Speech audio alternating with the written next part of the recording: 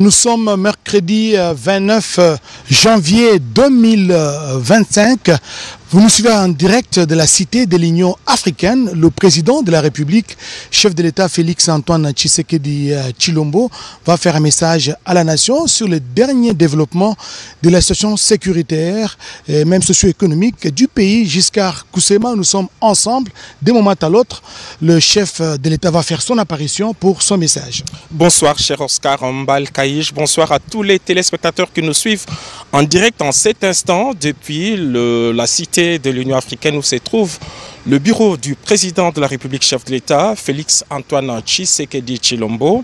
C'est une prise de parole très attendue depuis 48 heures maintenant au regard de la détérioration de la situation sécuritaire et humanitaire causée par l'invasion d'une partie du territoire national par deux forces étrangères venues du Rwanda. Et le président de la République a choisi donc cet instant pour prendre la parole, pour s'adresser à la population qui attend de pied ferme d'écouter le président de la République et de recevoir des orientations de lui comme on le sent. Donc c'est par cette entrée-là que le président de la République, qui se trouve encore dans ses bureaux, va apparaître sur les antennes de la RTNC pour donner cet important message qui est très attendu, comme nous l'avons dit, depuis plusieurs jours. C'est un message très attendu. Nous allons donc laisser à la population congolaise, au pays et à travers le monde, de suivre le message du président de la République. Et nous allons donc nous retrouver après pour le décryptage de ce message qui sera donc donné tout à l'heure par le président de la République, chef de l'État Félix-Antoine Tshisekedi Tshilombo.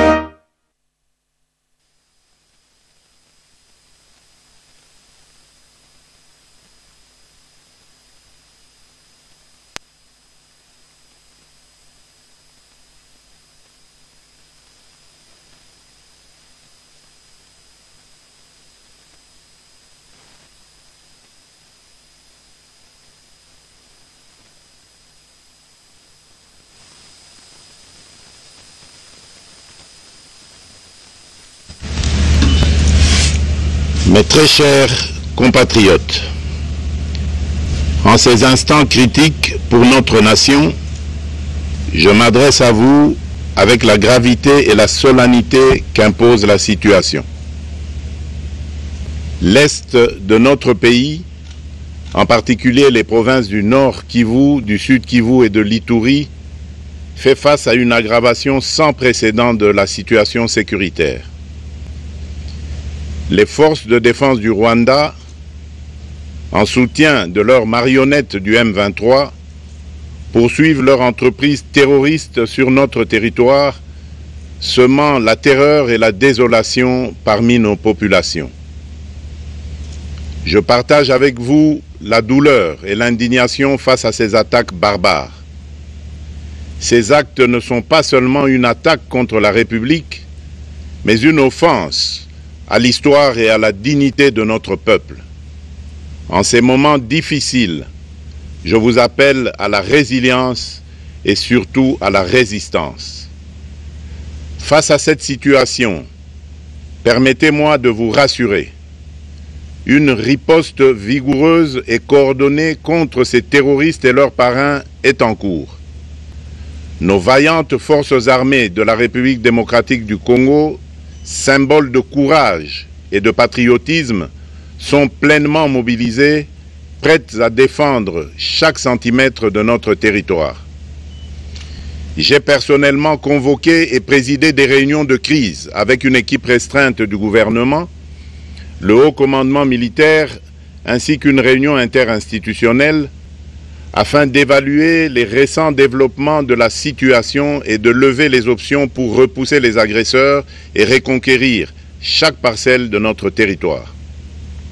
À cet effet, j'ai nommé ce 28 janvier le général-major Évariste Somo Kakule au poste de gouverneur militaire du Nord Kivu pour renforcer la coordination des opérations militaires et restaurer l'autorité de l'État. Parallèlement, nous avons engagé d'importantes démarches diplomatiques, notamment au sein du Conseil de sécurité des Nations Unies, ainsi que dans le cadre du processus de paix de Luanda, auquel nous restons pleinement engagés malgré les obstacles. Nous privilégions la voie du dialogue, mais toujours avec lucidité, tout en restant fermement résolus à défendre notre territoire et notre souveraineté par tous les moyens nécessaires. Mais ce combat n'est pas seulement celui des FARDC. C'est le combat de tout un peuple, le combat de notre identité congolaise, afin de léguer aux générations futures un pays prospère et en paix. À tous nos compatriotes, dans chaque province, chaque ville, chaque territoire et chaque village, ainsi que ceux de la diaspora, sans distinction d'appartenance ethnique ou politique, unissons nos efforts. Apportons un soutien indéfectible, moral et matériel à nos vaillants soldats. Mobilisons-nous comme un seul homme pour défendre notre souveraineté et sauvegarder notre intégrité territoriale. Je suis pleinement conscient des souffrances de nos compatriotes qui fuient les hostilités. Le gouvernement est instruit d'activer le plan d'urgence humanitaire pour venir en aide aux déplacés. À vous, habitants de Goma et des environs, je ressens profondément votre douleur qui est aussi la mienne. Elle traverse nos cœurs et nos âmes en tant que fils et filles d'une même patrie. Mais face à cette épreuve, je vous exhorte à puiser dans cette force intérieure qui fait la grandeur du peuple congolais. Résistez avec courage. Faites preuve de vigilance constante et gardez votre calme malgré l'adversité. Sachez que nous ne sommes pas restés inactifs. Des plans de contingence sont préparés pour assurer la protection de la population civile et prévenir toute escalade de la violence. Les dispositifs de sécurité ont été renforcés pour protéger les zones stratégiques et nous travaillons sans relâche pour garantir le fonctionnement des services essentiels. Je tiens à rendre un hommage solennel à tous ceux qui ont payé le prix ultime dans cette lutte pour notre dignité et notre souveraineté. J'ai une pensée pieuse pour le général-major Peter Chirimwami, gouverneur militaire du Nord Kivu, tombé les armes à la main. Je m'incline avec respect devant la mémoire de tous nos militaires et de tous les Wazalendo tombés sur le champ d'honneur. Je pense aussi aux soldats de la mission de la communauté de développement d'Afrique australe, la SAMI DRC, qui combattent à nos côtés, aux casques bleus de la MONUSCO qui ont sacrifié leur vie pour la paix, ainsi qu'aux innombrables civils victimes de la barbarie ennemie. Leur courage et leur sacrifice ne seront jamais oubliés. Et nous portons leur flambeau avec la ferme détermination d'achever leur noble combat. Je voudrais ici interpeller directement la communauté internationale et l'Union africaine. Le Rwanda continue de violer ouvertement et sans scrupule les principes fondamentaux de la Charte des Nations Unies ainsi que les accords régionaux. Pire, ces agissements se déroulent dans une impunité totale et ce, avec un mépris manifeste des règles internationales et des valeurs que ces institutions sont censées défendre. Cette attitude arrogante, qui ne cherche même plus à masquer ses forfaits, est une provocation inacceptable à l'égard de notre souveraineté et de la stabilité régionale. La présence de milliers de soldats rwandais sur notre sol, leur soutien politique, logistique et militaire à leur pantin du M23, ainsi que leur implication dans l'exploitation illégale de nos ressources naturelles, nous conduisent tout droit à une escalade aux conséquences imprévisibles, mettant en danger toute la région des Grands Lacs. Votre silence et votre inaction face à la barbarie du régime de Kigali et aux atrocités perpétrées par ses supplétifs sur notre territoire constituent un affront non seulement à la République démocratique du Congo, mais également aux valeurs universelles de justice et de paix. Le peuple congolais prend acte de cette passivité qui frôle la complicité. Soyez sûrs d'une chose, la République démocratique du Congo ne se laissera pas humilier ni écraser. Nous nous battrons et nous triompherons. Congolaises et Congolais, l'heure est certainement grave, mais notre détermination est encore plus inébranlable. Ce moment critique nous offre l'opportunité de montrer au monde ce qui fait notre force, c'est-à-dire notre unité sans laquelle tous nos efforts seraient vains.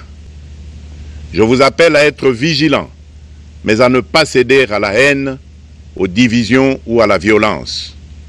Je condamne avec la plus grande fermeté les actes de vandalisme et de pillage qui ont visé certaines missions diplomatiques accréditées en République démocratique du Congo, ainsi que des intérêts privés dans la ville de Kinshasa.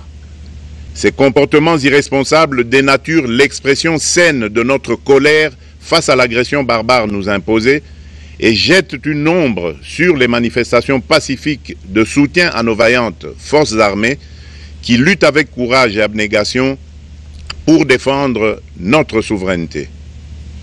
Notre engagement doit rester ferme et discipliné. Nous gagnerons cette guerre par notre unité, notre courage et notre sens de responsabilité, et non par la violence aveugle et par l'anarchie. Cette victoire ne sera possible que si chaque Congolais, où qu'il soit, prend toute la mesure du combat qui est le nôtre.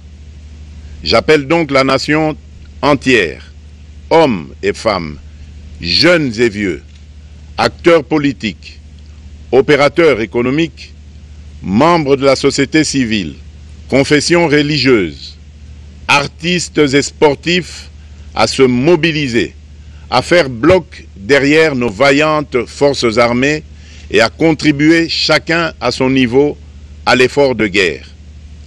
J'ai instruit le gouvernement de mettre en place des mesures rigoureuses de réduction du train de vie des institutions et de leurs animateurs afin que les ressources ainsi économisées soient directement réorientées vers le soutien à nos forces armées. Dans cet effort national, j'en appelle également à la responsabilité du secteur privé qui est invité à contribuer activement à cette cause commune. Nos soldats se battent avec héroïsme pour la défense de notre intégrité territoriale et de notre souveraineté. Ils ont besoin de notre soutien total, qu'il soit moral, matériel ou logistique. À la jeunesse congolaise, pilier et espoir de notre nation, je vous exhorte à répondre massivement à l'appel de la patrie. Le moment est venu de vous lever, de mettre votre énergie et votre créativité au service de la nation. Nous devons renforcer nos rangs et chaque jeune Congolais prêt à défendre son pays a une place au sein de nos forces armées. Enrôlez-vous massivement dans l'armée. Vous êtes le fer de lance de notre projet et votre mobilisation est déterminante pour la victoire finale. Aux braves populations du Nord Kivu, du Sud Kivu et de l'Ituri, vous êtes le symbole de la résilience congolaise, une source d'inspiration pour toute la nation. Vous n'êtes pas seul dans cette épreuve. La République tout entière se tient à vos côtés, unis dans l'espoir et la lutte. Ensemble, nous ferons face et surmonterons cette épreuve. À nos vaillantes forces armées et aux vaillants patriotes Wazalendo, véritables sentinelles de la souveraineté nationale, je rends un hommage appuyé et vous exprime au nom de toute la République notre reconnaissance infinie et notre fierté inébranlable. Votre bravoure, votre discipline et votre engagement sans faille inspirent et mobilisent tout un peuple déterminé à défendre son territoire. Sachez-le, la République ne vous abandonnera jamais. Votre combat est le nôtre et vos sacrifices ne seront jamais oubliés. Vous incarnez l'honneur de la nation congolaise. À tous mes compatriotes d'ici et de la diaspora, la République démocratique du Congo ne pliera pas. La République démocratique du Congo ne reculera pas. Je ne vous abandonnerai jamais. J'en fais ici le serment. Le soleil n'a pas cessé de briller sur notre patrie. Ensemble, main dans la main, nous surmonterons cette tempête et nous ouvrirons une ère nouvelle de paix et de prospérité pour les générations futures. Que Dieu bénisse la République démocratique du Congo et son peuple. Je vous remercie.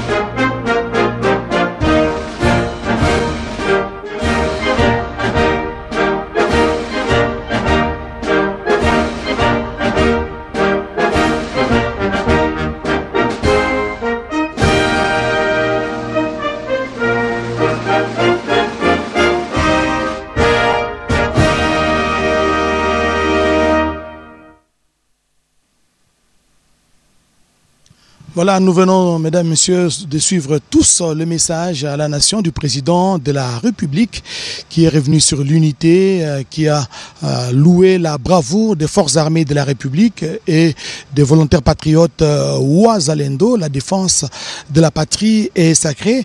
Et pour décrypter justement ces discours du président de la République, ces messages du président de la République, un message qui n'a duré qu'une dizaine de minutes, pratiquement 11 minutes ou 12, le président de la République a fait les contours pratiquement des derniers développements de la situation sécuritaire dans l'est du pays. Monsieur le ministre des Médias, porte-parole du gouvernement Patrick Muyaya, le chef de l'État a dit que c'est un combat, les combats de notre identité. Absolument, parce que vous savez que la République démocratique du Congo est un pays grand. Les Congolais font partie d'un peuple grand. Et la grandeur s'est construite aussi à des moments comme ceux-ci. Et le président de la République, comme garant de la nation, commandant suprême de forces armées de la République démocratique du Congo et de la police nationale congolaise se devait, en tant que père et garant, c'est lui qui est le premier de combattants, s'est levé au vu de l'évolution de la situation sécuritaire dans l'Est. Et les mots ont été bien choisis. Et les souhaits ce soir, c'est que tout Congolais retienne cette phrase. La défense de la patrie est sacrée. La défense de la patrie est sacrée. Le chef de l'État a fait à cette occasion un appel justement à la mobilisation, jeunes et vieux, que tous nous puissions nous enrôler dans l'armée. Bien sûr, moi qui vous parle, je suis déjà enrôlé. Parce que dans cette guerre, nous avons 6 fronts.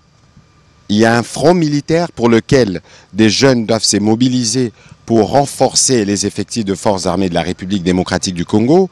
Il y a un front diplomatique où le président de la République est revenu déçu au regard de tous les efforts diplomatiques qui ont été consentis depuis ces derniers jours. Vous avez vu notamment à 2 reprises, en moins de 72 heures, 2 réunions spéciales du Conseil de sécurité des Nations Unies. Ensuite, nous avons le front économique, parce que justement, cette guerre, elle est faite pour voler nos ressources que Dieu a données aux Congolais et pour lesquelles les Congolais ont tous les droits du monde d'en vivre et d'en profiter, et non pas être l'objet ou la raison des vols, des pillages et de la guerre, comme les compatriotes sont en train de vivre depuis presque 30 ans. Nous avons le front judiciaire, parce que tous les crimes qui sont systématiquement commis, encore à Goma, on dénombre des morts et des morts.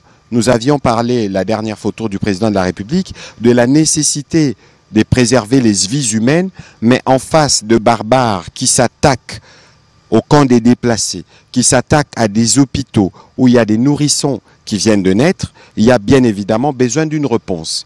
Et la réponse judiciaire est aussi une réponse appropriée pour que ceci ne puisse plus se répéter. Ensuite, nous avons le front médiatique.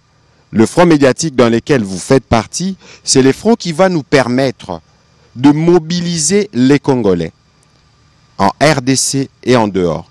Tous les Congolais, vous êtes Congolais, quel que soit le coin dans lequel vous êtes dans le monde, vous êtes bien obligés de répondre à l'appel de la défense de la patrie qui est sacrée pour que d'où vous êtes, avec le moyen que vous avez, vous puissiez contribuer à cette lutte qui va nous permettre de restaurer notre indépendance et l'intégrité de notre territoire.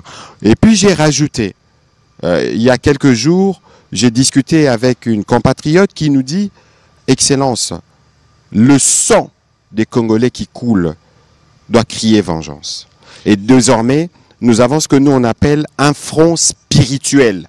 Parce que pour tous ces crimes, pour tous ces sangs qui coulent, il faut bien que ceux qui en sont responsables puissent en répondre. C'est ici les lieux de rappeler aux uns aux autres, aux hommes des dieux, aux confessions religieuses, les devoirs qui nous incombent tous, de nous assurer que nous prions toujours pour le pays. Et donc vous voyez que la combinaison de ces 6 fronts, portés par lui-même, le président de la République, le commandant suprême, le commandant du front diplomatique, du front militaire, du front économique, du front judiciaire, du front médiatique et du front spirituel, rien ne pourra nous résister. Giscard Coussema, peut-être un petit détail ou une question au ministre. Monsieur le ministre, rarement on a vu le président de la République prendre très peu de temps pour s'exprimer. C'est une brève allocution qui aura duré 10 minutes, mais porteur de plusieurs messages. Le tout premier message, c'est l'appel à la résilience et à la résistance. Le président de la République a fait part de sa proximité affective et effective envers toute la population, tous nos compatriotes qui vivent sous les jougs de l'occupation ennemie. Le président de la République a interpellé la communauté internationale face à l'inaction et même à la passivité. Et le président de la République a eu des mots justes pour dire que finalement, on attend plus que de simples déclarations et condamnations, monsieur le ministre. Évidemment, c'est clair parce que lorsque vous regardez les agissements de l'armée rwandaise, des agissements répétitifs de violation du droit international, lorsque impunément on s'est permis de traverser la frontière d'un pays limitrophe, lorsqu'on s'est permis de tirer sur des casques bleus, de tirer sur les forces de la paix, il y a évidemment une forme, pas une forme, mais une vraie passivité qui s'apparente, le président de la République l'a dit, à la complicité, parce que tous les principes de droits internationaux sont systématiquement violés et aux yeux du monde. Et donc aujourd'hui, le président de la République est revenu aussi sur la nécessité que dans l'expression de notre colère, qu'on s'abstienne des actes de violence qui ont touché les chancelleries diplomatiques. Mais pourquoi il le dit? Parce que le peuple congolais est par essence un peuple pacifique. Même dans ces sentiments de colère qui nous animent, un sentiment de colère qui est ressorti du discours du président de la République ou de la solennité des discours que nous tenons ou la ministre des Affaires étrangères tient, doit être le reflet dans notre population. C'est important que le président de la République rappelle que pour notre cause, qui est juste, on n'a pas besoin d'être violent. Et de toute évidence, le sens de ces discours, c'est de dire à chaque Congolais, où qu'il se trouve, que cette guerre est la tienne. Cette guerre est la nôtre. Et c'est nous-mêmes qui devons être ceux qui se donnent tous les moyens du monde pour restaurer la souveraineté et l'intégrité de notre territoire. L'autre message clé, c'est cet appel à la mobilisation générale autour de nos forces armées de la République démocratique du Congo. Chacun de Congolais est appelé de participer de n'importe quelle manière, de manière morale, de manière matérielle même, pour venir en appui à nos forces armées qui se battent avec patriotisme et même dignité pour défendre la patrie. Et le président de la République vient de donner quelques exemples, en commençant par le gouvernement qui devrait, et toutes les autres institutions qui devraient réduire le train de vie. Écoutez, il n'y a pas de prix pour restaurer la fierté, la dignité de toute une nation. Lorsque le président de la République s'exprimait, la première ministre était là. Le message est bien capté parce que nous sommes dans l'obligation de prêcher par l'exemple. Et dans le cadre justement de cet appel à la mobilisation que le président de la République a lancé, nous sommes, nous, le premier. Et nous attendrons évidemment les dispositions qui seront prises au niveau de la première ministre pour que nous puissions nous assurer que nous avons prêché par l'exemple en contribuant pour cet effort de guerre. Vous savez, Giscard Koussema, il faut se donner les moyens pour sa souveraineté. Il faut se donner les moyens pour restaurer l'intégrité de notre territoire. Et ces moyens-là, c'est nous-mêmes, au-delà de moyens financiers, mais il y a le moyen de notre engagement. Comme j'aime à le dire souvent, nous faisons face à un pays qui est devenu un empire du mensonge. Excusez-moi, un pays qui est devenu un empire du mensonge, qui quotidiennement pollue nos réseaux sociaux. Mais l'interpellation qui est faite aux jeunes, le président de la République a beaucoup parlé des jeunes, c'est y compris utiliser nos réseaux sociaux pour la défense de la patrie. Utiliser nos réseaux sociaux pour barrer la route au message, au poison rwandais qui est quotidiennement distillé dans notre opinion. Le président de la République a aussi dit que nous tous, nous devons être unis. Nous tous, nous devons éviter le piège de la division. Que nous tous, nous devons éviter le piège de la stigmatisation. Et cet appel qui a aussi été lancé envers le secteur privé qui devrait aussi participer à cet effort de guerre qu'a lancé de ce jour le président de la République, Félix-Antoine Tshisekedi Tshilombo.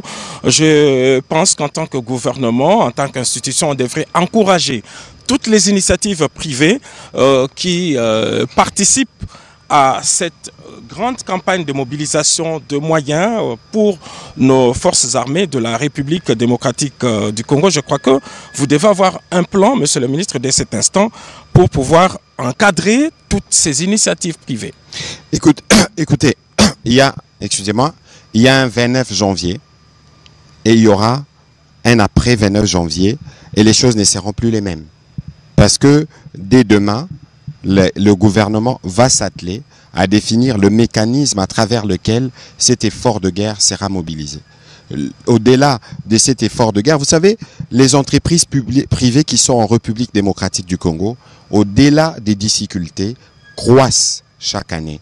Les chiffres d'affaires augmentent et ils augmenteraient encore plus de chiffres d'affaires si le pays resterait pleinement la paix. Parce que tout ce qui se passe aujourd'hui dans l'Est, c'est une stratégie pour freiner les efforts de développement consentis par les présidents de la République. Ces efforts de développement qui sont perceptibles à travers tous les 145 territoires de la RDC devraient continuer. Et donc ici, pour toutes les entreprises qui travaillent en République démocratique du Congo, c'est une occasion de contribuer pour que la paix puisse être restaurée. Et cette contribution ressemblera plutôt à un investissement qui leur permettra d'avoir demain plus de profits et de travailler dans un environnement plus paisible et plus pacifique parce que l'intégrité territoriale sera restaurée et parce que nous utiliserons tous les fonds générés par notre gouvernement pour les mettre dans les efforts de développement plutôt que de s'engager dans un conflit parce que nous avons un voisin inutilement belliqueux.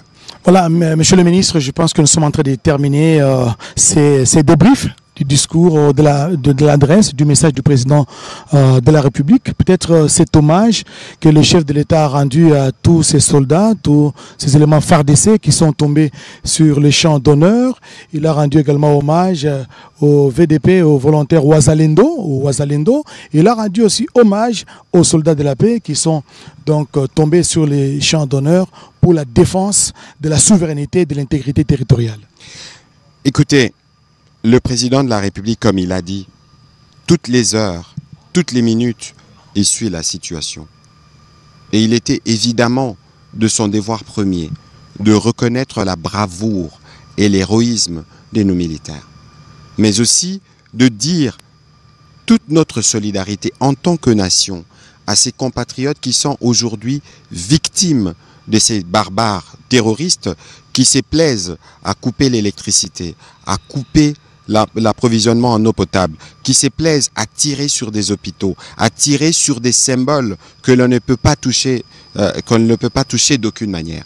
Il était donc de son devoir de passer ces messages de résistance et de résilience pour que nos populations du Nord Kivu, pour que nos populations du Sud Kivu, partout où l'ennemi pense pouvoir trouver la paix, pour qu'ils sachent que nous sommes avec eux, pour qu'ils sachent qu'il n'y a aucune peine qu'ils endurent que nous n'endurons pas. Monsieur le ministre, merci. Je pense que nous allons vous retrouver dans d'autres créneaux, pourquoi pas dans des briefings, pour davantage débriefer sur... Mais écoutez, dès demain, parce que le message lancé par le président de la République ce soir, comme je vous disais, il y avait un 29 janvier, il y aura un après 29 janvier et les choses seront différentes. Et les choses seront différentes, mesdames et messieurs. Nous avons tous suivi le message à la nation du président de la République dans un ton ferme, parce qu'il a même interpellé l'Union africaine, il a interpellé la communauté internationale, et c'est un message riche en éléments d'information. Je pense que nous allons revenir sur d'autres... Mais bien sûr, ça valait vraiment la peine que le président de la République rappelle de manière aussi ferme la responsabilité de la communauté internationale, des Nations Unies, parce que c'est elle qui est les garants du droit international, mais aussi surtout de l'Union africaine, parce que les communiqués qui en est ressortis ressemblaient visiblement à un communiqué qui disait qu'on est complice. Donc il y a un effort à faire pour le respect des structures ou des cadres qui ont été placés par l'Union africaine elle-même, notamment le processus de Luanda. Le président de la République en a parlé, mais évidemment, et surtout, si vous regardez aussi la mission de la SAMI RDC, mais dont les militaires ont essuyé les coups de feu d'un pays membre de l'Union africaine. Toutes ces incohérences doivent s'arrêter. Toutes ces incohérences doivent s'arrêter et surtout des sanctions, des condamnations en même temps. Monsieur le ministre, merci d'être venu et partager avec nous justement ces discours du président de la République. Espérons nous retrouver dans d'autres tribunes. Mesdames et messieurs, vous nous avez suivis à partir de tout le 26 provinces de la République démocratique du Congo, à travers le pays et le monde. Nous vous disons merci, excellente soirée à tous et à la prochaine.